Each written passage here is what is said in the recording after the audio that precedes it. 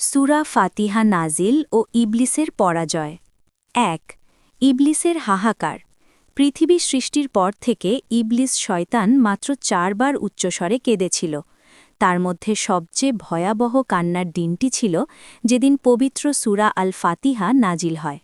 ২ আসমানি পরিবর্তন।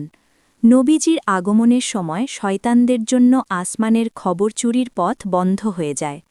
ইবলিস বুঝতে পারে পৃথিবীতে বড় কোনো রহমত নাজিল হচ্ছে। ৩ সূরা ফাতিহার মহিমা।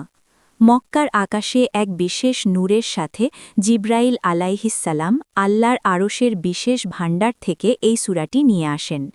এটি এমন এক গুপ্তধন যা আগের কোনো নবীকে দেওয়া হয়নি। ৪ শয়তানের পরাজয়ের কারণ। ইবলিস তার অনুচরদের কাছে স্বীকার করে যে এই একটি সূরাই তার ১০০০ বছরের পরিশ্রম ধ্বংস করে দেবে। কারণ আলহামদুলিল্লাহ, এটি বললে মানুষের অকৃতজ্ঞতা দূর হয়। আর রাহমানির রাহিম, এটি মানুষের মন থেকে শয়তানের ছড়ানো হতাশা মুছে দেয়।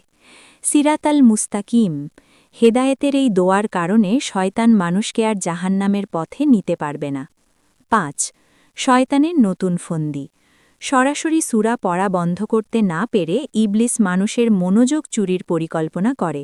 আমরা যখন নামাজে দুনিয়াবি চিন্তা করি তখন শয়তান আমাদের উপর জয়ী হয়। ৬ আল্লাহর সাথে সরাসরি কথা। হাদিস অনুযায়ী নামাজে যখন বান্দা সূরা ফাতিহার প্রতিটি আয়াত পড়ে তখন স্বয়ং আল্লাহ তার জবাব দেন। শিক্ষা শয়তানকে হাসার সুযোগ না দিয়ে আমাদের উচিত প্রতিটি শব্দ বুঝে এবং গভীর মনোযোগ দিয়ে নামাজে সূরা ফাতিহা পাঠ করা।